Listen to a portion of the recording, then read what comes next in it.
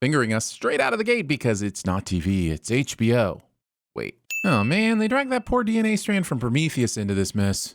There's no cargo in here or anything to justify this big freaking door. I appreciate the Souk School allowing you to return here at such short notice. Just because I know school souks doesn't mean I know what the Souk School is. Here at TVSins, your literary Easter eggs are null and void. An acute imbalance in her meridian network. Well, then I better prescribe this traditional Chinese medicine. She knew something was coming. I should have listened. But you did listen, and you tried to convince Valya to listen. She just chose not to. Episode doesn't remember the last episode. That's no coincidence.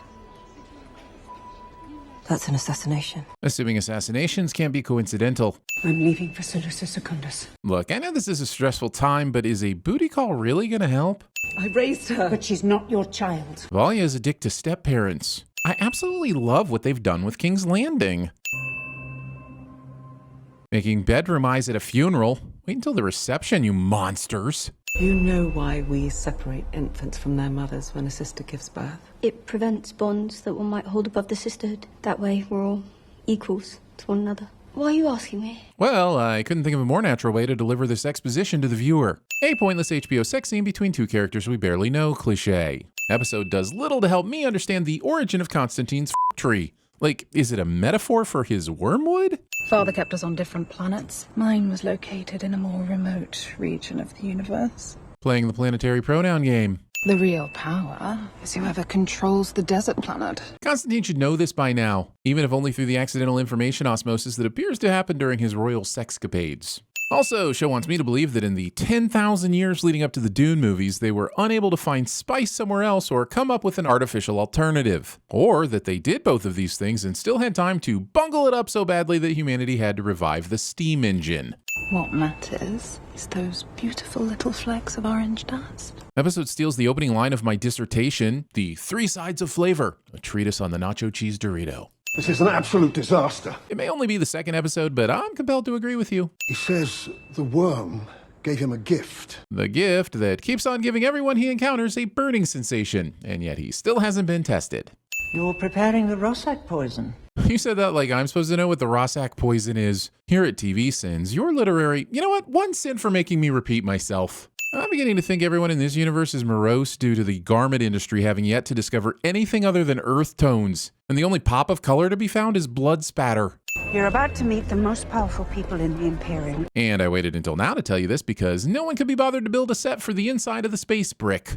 Mother Superior, this is unexpected. Maybe Valya used the voice to keep her arrival secret, but I'm still putting another point in the guards here suck column. And your spice operation.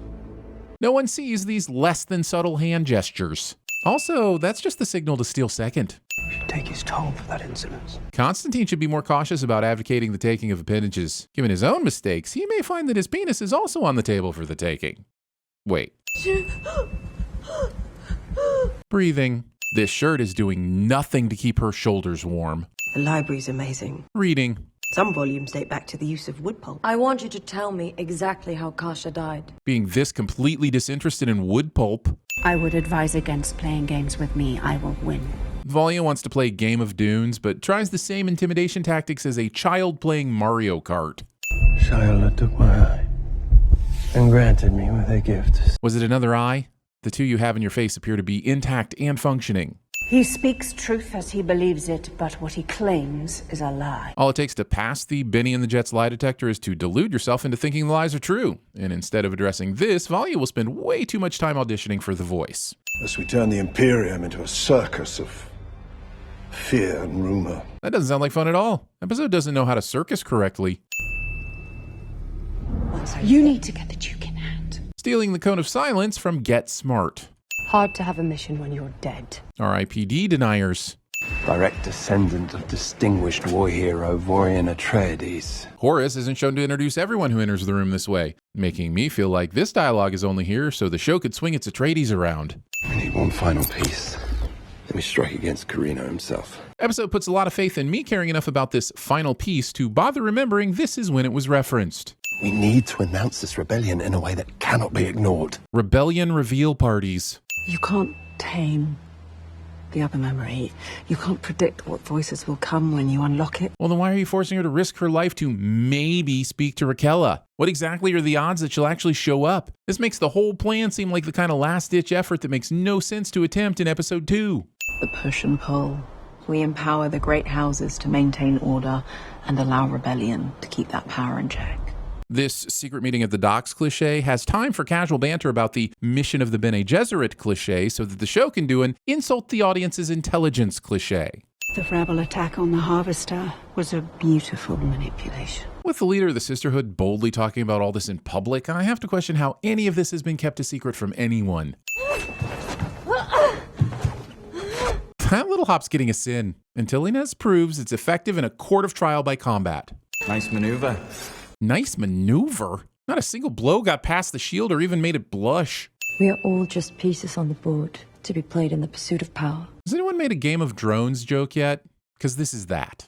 I think if you were given a gift, you should use it, lest it be taken away. But Desmond Hart got his powers from the worm. Can the worm even find him, let alone take the powers away? Episode needs to consult the rulebook for worm powers.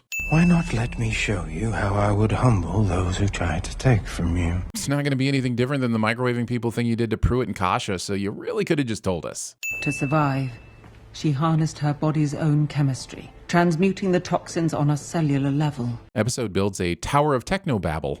When you find yourself in darkness, seek the light. Tula neglects to tell Lila that the light will be strobing and moving around like she's at a rave. Your foremothers will waken wild, hungry. The creative choice of having the foremothers wake up like the TVSins narrator. Also, would it be so hard to transmute them a snack? My first and only mosh pit experience somehow makes it into the episode. The key to the reckoning is one born twice. Once In blood, once in spice. I have a much harder time taking your prophecy seriously when it rhymes. Just wanted to point that out. Also, George R.R. Martin's A Song of Spice and Blood. What's happening? Being the type of person that needs to be told, I don't know, I'm watching the show just like you. And by type of person, I mean my parents. Harkonnen.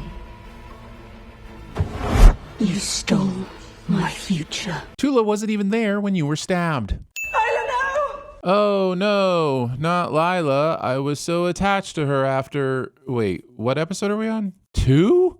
Okay. I was so attached to her after 1.5 episodes. I will tear you from that throne and feed you to the wolves and let them choke on you. Ferdinand is a dick to the wolves. Stop! Take out your blade! The convenience of everyone in this universe having a blade. Can you imagine how embarrassing it'd be if she went to use the voice and the dude just had to be like, I don't have a blade. What do you do then, huh? But I brought no blade, no pipe, no bat. It's not an airplane, Colonel. It's a flying brick on approach, and you got to use your onboard computer. Emotions cloud judgment, Tula. Why are you talking like Yoda? You've done it before. This ain't a test, just take a hit. This is madness. This is Sparta! Mother Superior, this is unexpected. So we are officially jumping the gun. What brought you to the palace? I've been tracking a bounty hunter named Django Fett. Our founder, Mother Rakella, was poisoned. To survive, she harnessed her body's own chemistry, transmuting the toxins on a cellular level. Which was the style at the time? Harkonnen. Kill the Furian! Kill the Riddick! Mother Superior. You jumped the gun again. Stop! Take out your blade!